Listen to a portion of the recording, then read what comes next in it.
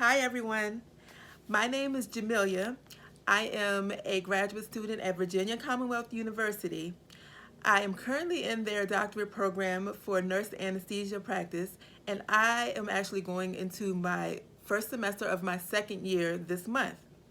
So I decided to do this video because I get a lot of questions about what exactly it took me to get to this point, what steps I had to take to get accepted into a program. So I decided to do a video about it in case anybody else had any questions. So here I am. I know that there's an abundance of videos on this subject out there, and there's a lot of information on Google, is which I actually use to prepare myself. But I feel like you can never have enough information on the subject, and it's great to get different viewpoints from different perspectives because not everybody takes the same path to get to the same destination. So a little background on me. I started my career in healthcare as a CNA. I was a CNA for about 9 years, and then I got my RN degree, my nursing degree, and I became a RN in the nursing home for about 2 years. And then from there, I moved on to the hospital setting. I started off in the women's health unit for about a year and a half, and then I transferred over to the neuroscience ICU. And I was in the ICU area for about 6 years. And this is a very important part of trying to get accepted into a program because all the programs in the US require a minimum amount of ICU experience. I believe most of them is about 1.5 to 2 years, but the more experience you have, the better. So, as far as my steps to getting to this point, the first thing I had to do was make sure that this is something that I really wanted to do, that this is something that I really wanted to dedicate the rest of my career to, because it takes a lot of sacrifice, not from just me, but also from my family. I have my husband, and I have 2 school-aged children. So we are getting through it, but you just got to make sure this is something that you are ready and willing to dedicate your time to, because it takes a lot of your time. And it's great to have, especially if you have children, it's great to have a great support system, and make sure you have that support system, and make sure that you save up plenty of money, because you will most likely not be able to work during school. And I believe some programs actually make you sign something saying you're not going to work. But it takes up so much of your time. It's just not really that good of an idea to try to work during this program. So after I made sure that this is something that I wanted to do, I did my research, and then to see how I can make myself more competitive and more appealing as an applicant.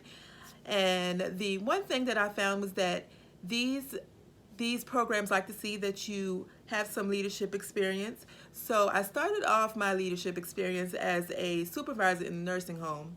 And then when I went on to the hospital setting, in the women's health unit, I became a charge nurse. And then when I moved on to the neuro ICU, I became a charge nurse there. And while I was on the neuroscience ICU, I also became a preceptor, which you have to get a certification at that facility to be a preceptor. So I got a certification for that. I became a preceptor. I precepted the new hirees, as well as the different nursing students that came from nursing programs nearby that needed to get their clinical hours.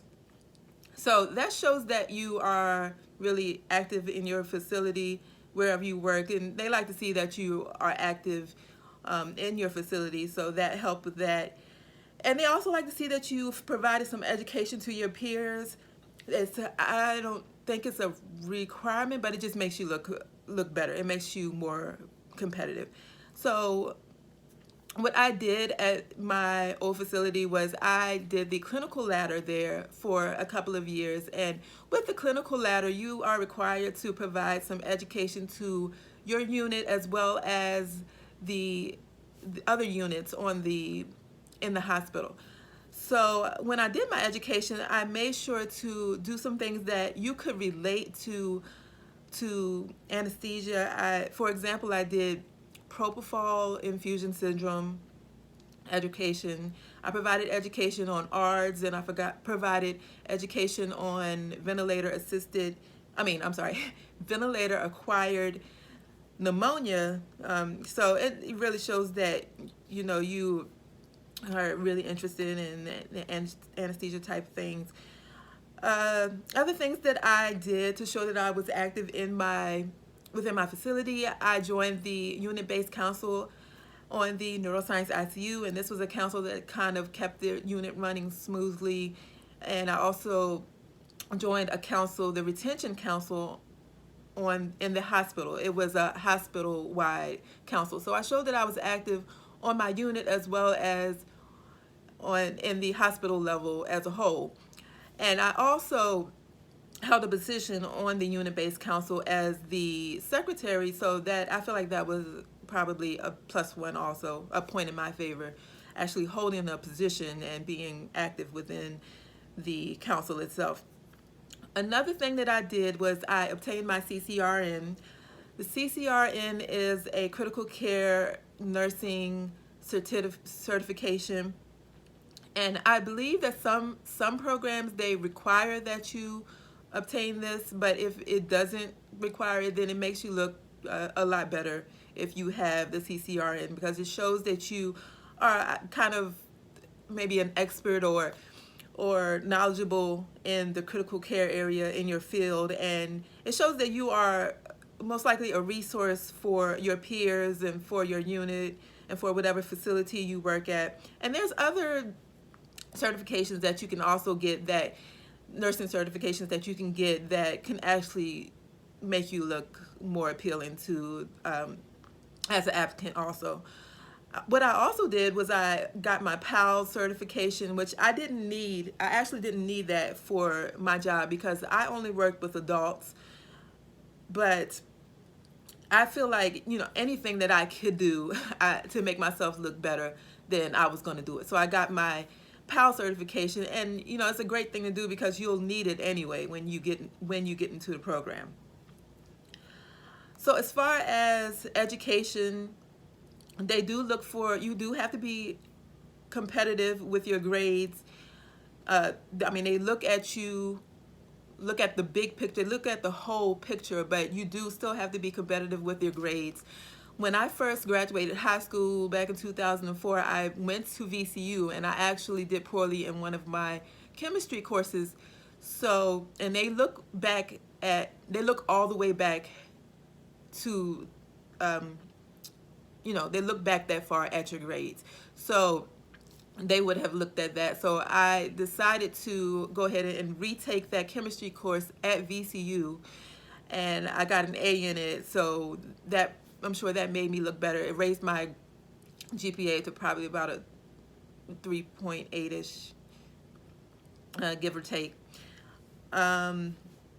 So yeah, any courses, especially science courses, that you feel like you did not do your best in, you probably want to go ahead and retake those and just make yourself look better, because they typically really focus on your science courses, your science GPA, as well as your nursing courses.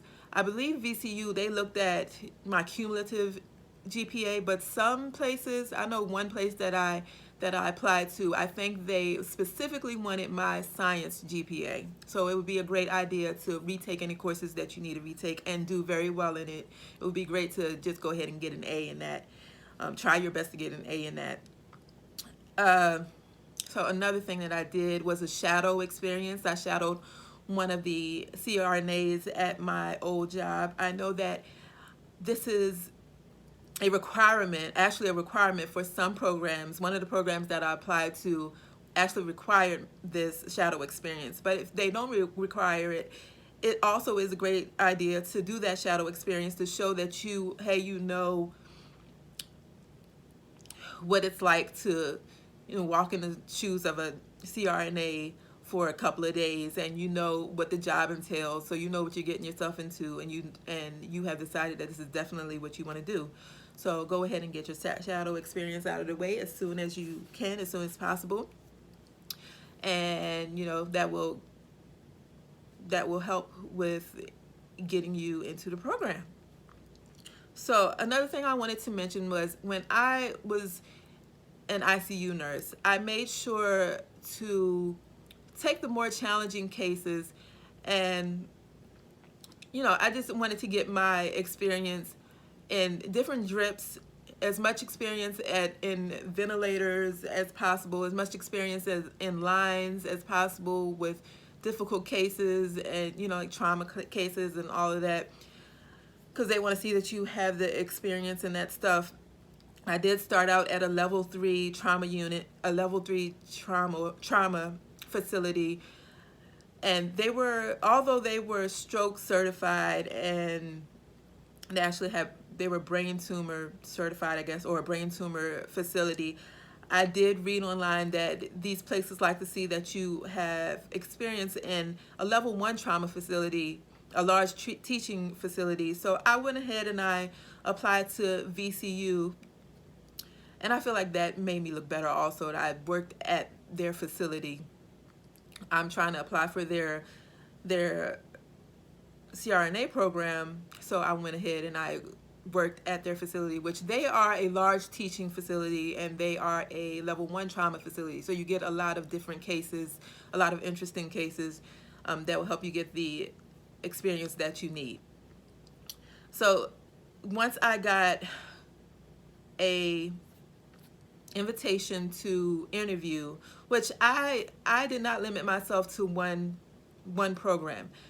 I feel like you got to be willing to, you don't have to be, but I feel like it's better to be willing to go to your second choice or your third choice, instead of just settling on that one choice that you want, which VCU was my choice. But just in case I was not going to get into VCU, I did apply to a couple of other programs. I got an invitation to interview to 2 of those programs, which one of them was VCU. I just declined the offer at the other program. I went ahead and I interviewed at VCU, which actually this interview took place during the time of COVID. So I was actually out in New York on an assignment when I was supposed to do the interview, and I did the interview online. I think usually they do the interview in person, so that's something different. So I can't really give much pointers on the interview process because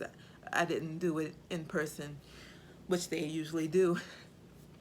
So that's what got me to this point. So what I can say about the first year of the program, VCU is VCU is a front-loaded program. So the bulk of the didactic portion is within that first year. So I have not gotten into clinicals yet. So I will probably do another video on my clinical experience, because I will be in clinicals and I will be a lecturer at the same time. So that would be, it probably will be a little challenging, and I'm looking forward to it. But I will, upload a video about that if anybody has any questions about that, about my experience with that. But with the first year and the didactic portion, I would say try your best to stay ahead of the reading, because it is a lot of reading. It's a lot of information. Try to take a step back and look at your studying habits, look at your learning styles, because the same studying habits that you had for nursing school and for high school, or even for getting your CCRN, it might not be the same study habits that will help you through this program, because anesthesia is a totally different thing. So you might need to reevaluate that and try to make some adjustments and try to be as flexible as you can. And it helps also to, if you get with a few people and create a small study group, even if you have to get together on Zoom or something like that, it helps to bounce ideas off of people that are going through the same thing that you're going through. And maybe you didn't understand something during the lecture, and they can help you better understand it, and you can bounce ideas off of each other, and you can help get each other through the program. Yeah, so that was pretty much it. If anybody has any questions, you can ask me those questions in the comments. Until next time, good luck with everything, and I know that you'll do well. I'll know that you will get yourself to the point that you want to get to. I know you will get through the program and you will graduate. If you are motivated and you are dedicated to this, you can get through it. Thank you for watching my video, and bye.